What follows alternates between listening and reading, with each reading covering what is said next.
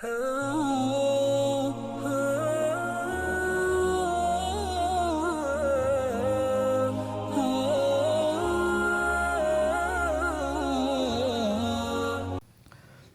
پاک پڑھتے وقت اذان شروع ہو جائے تو کیا کیا ہے؟ تو آپ رک جائیں کسی آیت پہ، اذان کا جواب دیں اور پھر آگے شروع ہو جائیں۔ قرآن جاری رکھیں یا اذان کا جواب دیں؟ اذان کا جواب دینا چاہیے۔ سجدہ سہو کرنا تھا لیکن وہ بھی یاد نہیں رہا، یعنی پہلے نماز میں بھولے تھے، اب بھولنے کا سجدہ کرنا تھا تو وہ سجدہ بھی بھول گئے، تو کتنی غلطیاں ہو گئی؟ دو۔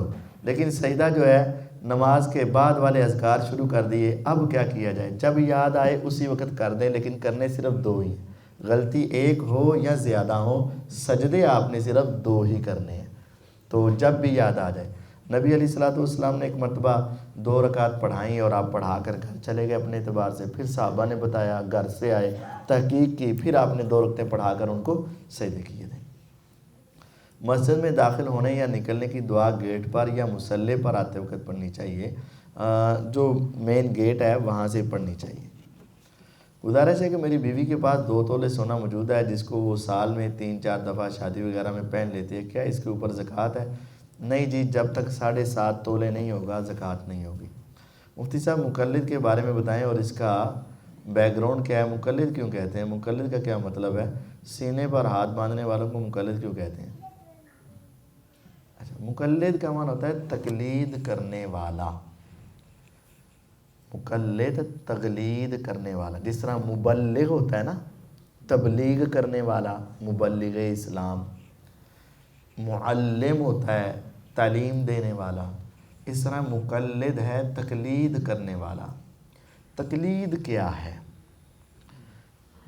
غیر نبی کی بات قرآن و حدیث کے مقابلے میں مان لینا، یہ تقلید ہے۔ نبی کی بات تو ہمارے لیے دلیل ہوتی ہے، تو غیر نبی یعنی جس کی بات ہمارے لیے دلیل یا حجت نہیں۔ دیکھیں، میں آپ کو ایسے ہی کہوں کوئی بات، تو میری بات آپ کے لیے مشورہ تو ہو سکتی ہے لیکن دین نہیں ہو سکتی۔ آپ مجھے کوئی بات کہیں کہ صاحب جی انج کرو، مشورہ تو ہو سکتی ہے، دین نہیں ہو سکتی۔ تو جس آدمی کی بات دین نہیں ہے، دلیل نہیں ہے، اس کی بات کو قرآن حدیث کے مقابلے میں ماننا، یہ ہے تقلید۔ یعنی قرآن یہ کہہ رہا ہے اور وہ شخص یہ کہہ رہا ہے تو آپ اس کی بات مان لیں گے تو تقلید ہو جائے گی۔ اگر وہ آدمی بھی بات وہی کر رہا ہے جو قرآن میں ہے تو پھر آپ اس کی بات مانیں گے تو در حقیقت کس کی مان رہے ہیں؟ اگر کسی عالم کی بات اور حدیث کی بات ایک ہی ہو، آپ اس کے عالم کے کہنے پر مان رہے ہیں تو در حقیقت کس کی بات مان رہے ہیں؟ حدیث کی بات مان رہے ہیں۔ تقلید اس وقت ہوگی جب قرآن یہ کہہ رہا ہو اور عالم یہ کہہ رہا ہو، حدیث یہ کہہ رہی ہو اور عالم یہ کہہ رہا ہو، جب یہ ٹکرائیں گے نا اس وقت پھر دیکھا جائے گا یہ قرآن کی مان رہا ہے یا امام کی مان رہا ہے، حدیث کی مان رہا ہے یا امام کی۔ اگر حدیث کی مانے گا تو اہل حدیث، قرآن کی مانے گا پھر بھی اہل حدیث، کیونکہ قرآن کا دوسرا نام حدیث ہے۔ اور اگر امام کی بات مانے گا تو پھر تقلید کرنے والا بن جائے گا، اور اگر دونوں کی ایک ہو تو پھر وہ قرآن کی ہی اصل مان رہا ہے۔ جیسے میں آپ کو کہتا ہوں کہ بھئی اللہ تعالیٰ نے دن اور رات میں مسلمانوں پر 5 نمازیں فرض کی ہیں، اب آپ وہ 5 نمازیں جو فرض ہیں میرے کہنے پر نہیں مان رہے، کس کے کہنے پر مان رہے ہیں؟ اللہ تعالیٰ کی طرف سے، نبی علیہ السلام کی طرف سے۔ رمضان کے روزے رکھنا فرض ہیں، اگر میں آپ کو یہ کہتا ہوں تو آپ میری وجہ سے نہیں مان رہے، بلکہ کس وجہ سے مانیں گے؟ قرآن میں ایسے ہی ہے۔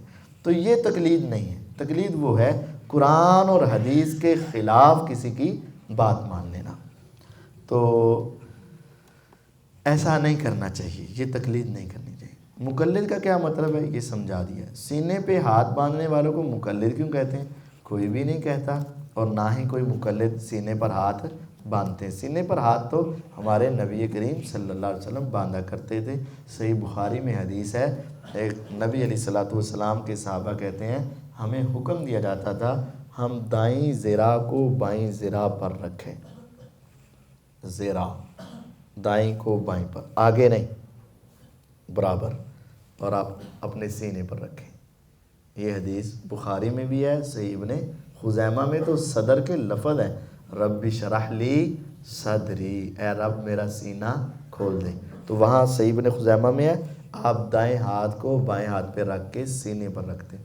تو یہ حضور کا طریقہ ہے۔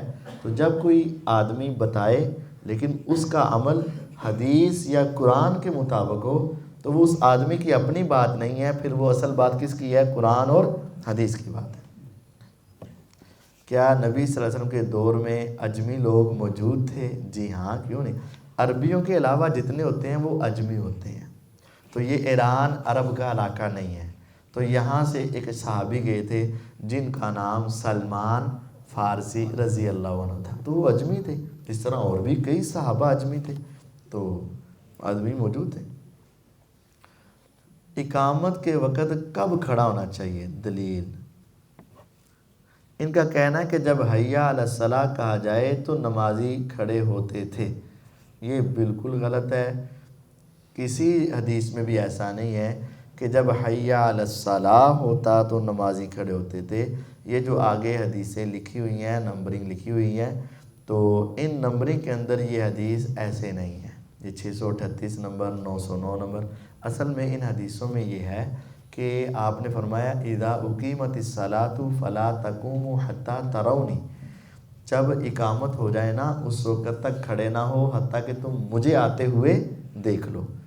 اقامت ہو جائے، حدیث صحیح بخاری کی، اقامت ہو جائے اس وقت تک کھڑے نہیں ہونا جب تک تم مجھے نہیں دیکھ لیتے، یہ بخاری کی ہے۔